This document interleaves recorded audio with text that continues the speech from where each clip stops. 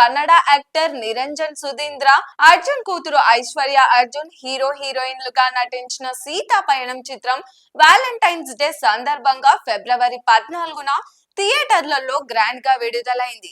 తెలుగు, తమిళం, మలయాళం, కన్నడ భాషల్లో వచ్చిన ఈ సినిమా ప్రత్యేకంగా తండ్రి కూతుళ్ల భావోద్వేగాలకు దగ్గరగా ఉండడంతో ప్రేక్షకుల నుంచి మంచి స్పందన రాబడుతోంది.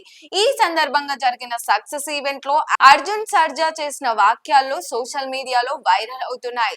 అర్జున్ మాట్లాడుతూ ఆర్థికంగా సినిమా ఎంత హెల్ప్ అవుతుందన్నది పక్కన పెడితే సినిమా అవుట్పుట్ పై తనకు ఎంతో సంతృప్తి ఉందని చెప్పారు. నా కర్తవ్యం నేను చేశాను. నా కూతుర్ని మంచి పాత్రతో ప్రేక్షకులకు పరిచయం చేయాలన్నదే నా లక్ష్యం. మీ కూతురు చాలా బాగా నటించిందని అందరూ చెబుతున్నప్పుడు నేను పాస్ అయిపోయానని ఫిక్స్ అయ్యా అని అన్నారు. ఈ సినిమా చూసిన తండ్రులు ఇది నా కథ అనుకుంటుంటే కూతుళ్ళు కూడా అదే భావన వ్యక్తం చేస్తున్నారని చెప్పడం విశేషం.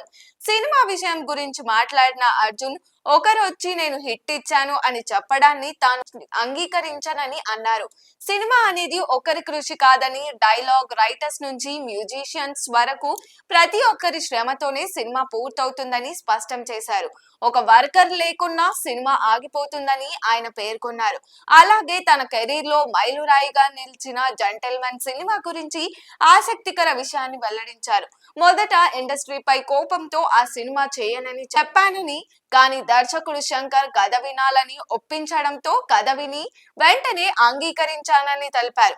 ఆ సినిమా సూపర్ డూపర్ హిట్ కావడంతో పాటు స్టేట్ బెస్ట్ యాక్టర్ అవార్డు కూడా వచ్చిందని, అప్పటి నుంచి తనపై బాధ్యత మరింత పెరిగిందని అర్జున్ చెప్పారు.